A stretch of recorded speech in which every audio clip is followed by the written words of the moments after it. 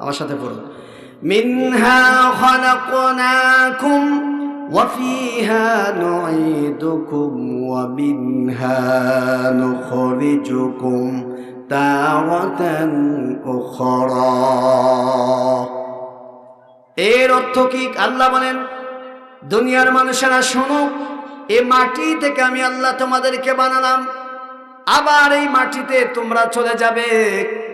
মাটিতে যাওয়ার পরে 10-15 বছর চলে গেলে দেখা যাবে কবর খুঁজলে আপনাকে আমাকে পাওয়া যাবে, মাটির সাথে মিশে যাব, মাটি হয়ে যাব। আল্লাহ বলেন কিয়ামত হয়ে যাবে, হাসরের ময়দান যখন কায়েম হবে, আমার ইসরাফিলের সিংহার ফুর মধ্য দিয়ে আবার এই মাটি থেকে তোমাদেরকে উত্তোলন করে আমি আল্লাহর সামনে তোমাদেরকে হাজির করাবো। সুবহানাল্লাহ। এটা বিশ্বাস হয়? এই কথা যখন বিশ্বনবীর মাধ্যমে সেই যুগের লোকদের কাছে বলল, কাফেররা বলে কি আশ্চর্য কথা, ছিলাম না, আসছি। বিশ্বাস হয়, দুনিয়ায় মানুষ আসে, এটা আমাদের বিশ্বাস হয়। আবার আমরা যে মরে যাই, এটাও বিশ্বাস হয়। কিন্তু মরে যাওয়ার পরে আমরা মাটি হয়ে যাব, পচে গলে শেষ হয়ে যাব, আবার আমাদের এই দেহ উঠাবে, এটা কেমন কথা? তারা বিশ্বাস করে না।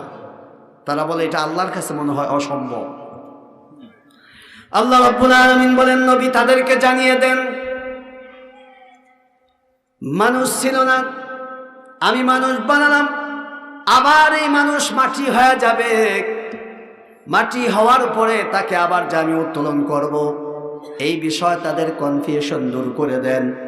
আল্লাহ রাব্বুল আলামিন বলেন, নবী জানিয়ে দেন, ওয়া ক্বালু আইযা কুন্না ইযামান ওয়া রুফাতান আইন্না লামাবউসুনা খালকান জাদীদা কুল কুনু হিজারাতান আও হাদিদা।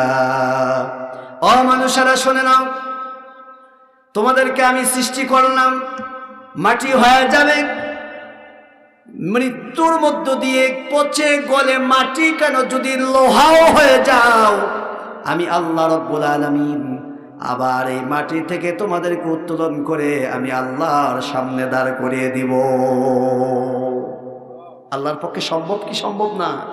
আল্লাহ বলেন, আয়াহসাবু আল্লান নাজমাআ ইযামা বালা কাদিরিনা আলা আন নুসাউইয়া বানানা।